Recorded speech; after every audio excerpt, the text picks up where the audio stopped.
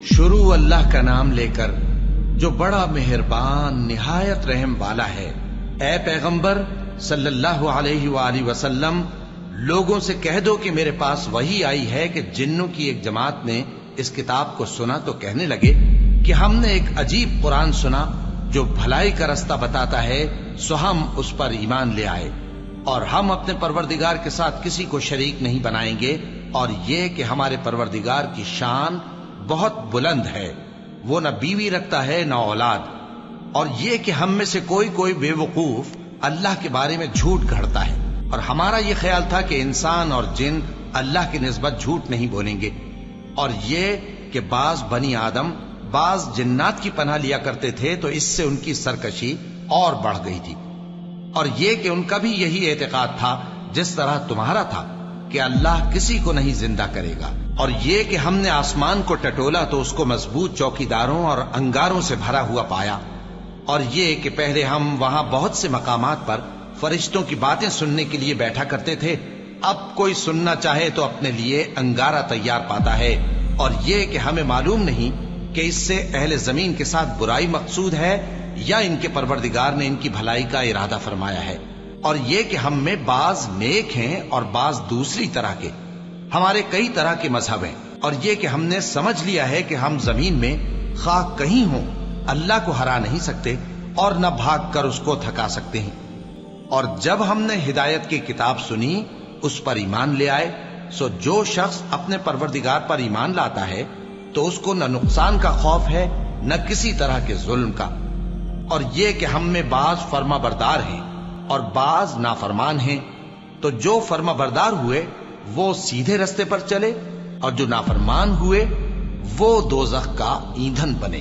اور اے پیغمبر صلی اللہ علیہ وآلہ وسلم، یہ بھی ان سے کہہ دو کہ اگر یہ لوگ سیدھے رستے پر رہتے تو ہم ان کے پینے کو بہت سا پانی دیتے تاکہ اس سے ان کی آزمائش کریں، اور جو شخص اپنے پروردگار کی یاد سے منہ پھیرے گا وہ اس کو سخت عذاب میں داخل کرے گا، اور یہ کہ مسجدیں خاص اللہ کی ہیں تو اللہ کے ساتھ کسی اور کی عبادت نہ کرو، اور جب اللہ کے بندے یعنی یہ پیغمبر صلی اللہ علیہ وآلہ وسلم اس کی عبادت کو کھڑے ہوئے تو کافر ان کے گرد ہجوم کر لینے کو تھے۔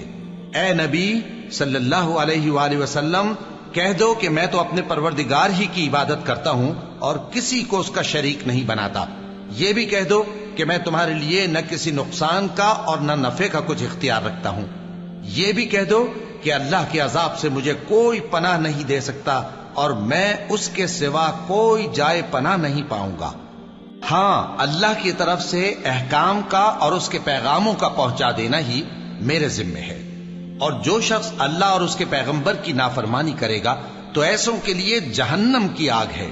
وہ ہمیشہ ہمیشہ اس میں رہیں گے، یہاں تک کہ جب یہ لوگ وہ دن دیکھ لیں گے جس کا ان سے وعدہ کیا جاتا ہے، تب ان کو معلوم ہو جائے گا کہ مددگار کس کے کمزور ہیں اور شمار کن کا تھوڑا ہے۔